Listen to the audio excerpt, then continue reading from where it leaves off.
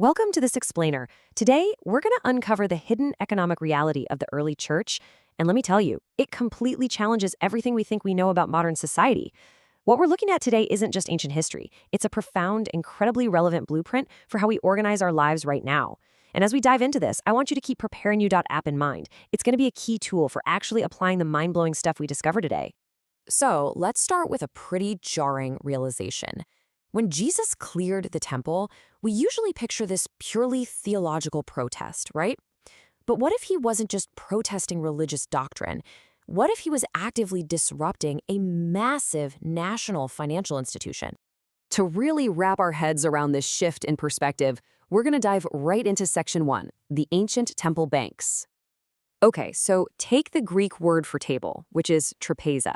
Now, this doesn't just mean a dining table where you sit down to eat your dinner. In the ancient world, it literally meant a bank.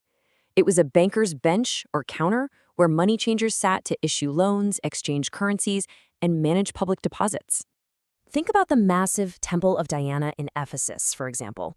These places were actually huge financial hubs.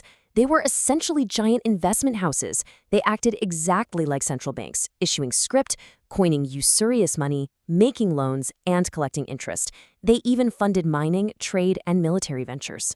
But here's the absolute crucial point. They also provided welfare systems. Why? Well, to guarantee complacency among the common people. This state-sponsored social security essentially relieved families of their divine responsibilities to care for one another, binding them instead to a massive centralized system. And that leads us directly into Section 2, Jesus and the money changers. So back in Jerusalem, at the Golden Temple of Herod, the tables Jesus turned over were literally the benches of the national banking system. The money changers sitting there were agents of the royal treasury, and historically, only a king could supervise the activities of that royal treasury.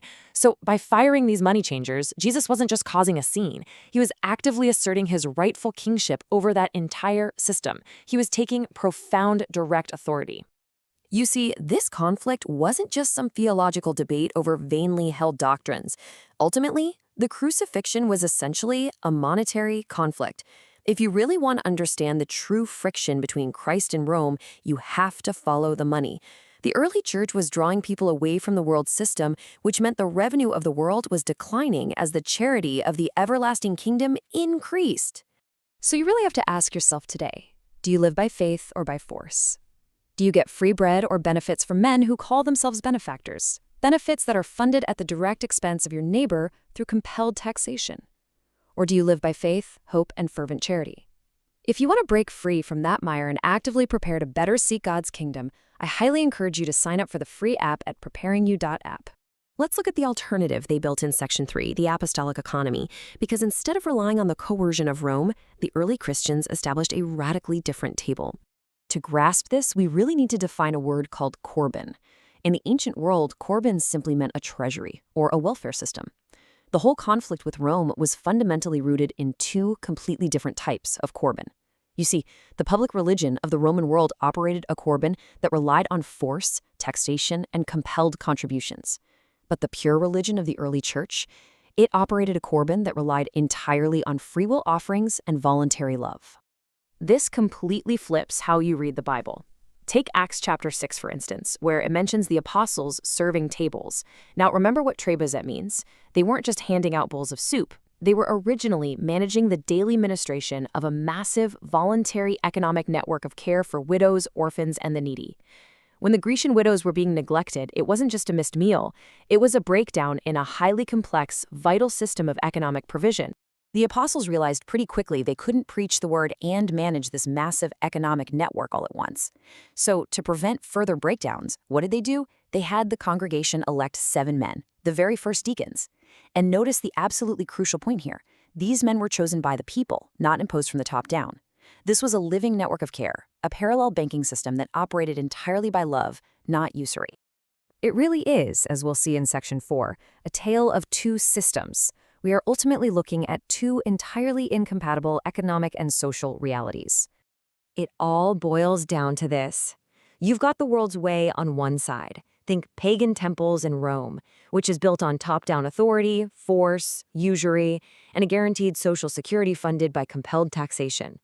Then you have the way of the early church on the other side, a bottom-up, entirely voluntary network sustained purely by faith, charity, and free will offerings. And the reality is, you simply cannot participate fully in both. Even the ancient altars symbolized this clash. God specifically commanded in Exodus that his altars should not have steps. Why? Well, because steps represent a top-down hierarchy. Instead, God's altars were to be made of earth, clay, and unhewn stone. This was entirely symbolic. The clay altars were the freemen themselves, acting on their God-given conscience. And the unhewn stones were the trusted ministers they voluntarily chose to manage their charity. So how did this actually work in real life? Well, it was highly organized but totally voluntary. Families would voluntarily organize themselves into groups of 10. Those 10 families would then choose one minister. Then 10 of those ministers would group together and choose another servant to coordinate them, and so on. This organically expanded outwards to form a whole national safety net, attending to local and national needs through faith and hope, completely bypassing the forced top-down system of Rome. Which brings us to the big question in Section 5, seeking the kingdom today. What does all of this ancient monetary and social history actually mean for us right now, today? Well, it leads us to a highly provocative thought. If you understand that ancient pagan temples like Ephesus functioned as massive banks offering social security, specifically to bind the people in complacency, you have to take a hard look around today. Are modern centralized institutions like the Federal Reserve operating on the exact same worldly blueprint? Are they actually the modern equivalent of heathen temples, managing the unrighteous mammon? When you look at historical breakdowns, like the Free Church Report, you see exactly how the early Christians survived the decline of Rome. They survived the runaway inflation, the corrupt government, and the martial law because they opted out of that failing system. They created a viable alternative. They found a way to survive the total collapse by trusting in a divine network of faith, hope, and charity, while the Roman Corban of unrighteous mammon completely failed the society around them. Again, I highly recommend checking out preparingyou.app to dive deeper into how they pull this off. Suddenly, the famous words of Matthew 6 take on a completely new, practical context, don't they? We are actively commanded not to lay up earthly treasures in these corruptible, worldly, top-down systems that inevitably lead to inflation, theft, and a return to Egyptian bondage. We are literally called to lay up treasures in a different kind of bank entirely. The early church gave us the blueprint. They showed us that a living, bottom-up network of care isn't just possible, it's commanded. We've got to stop relying on the benefactors who exercise authority over us and start relying on each other.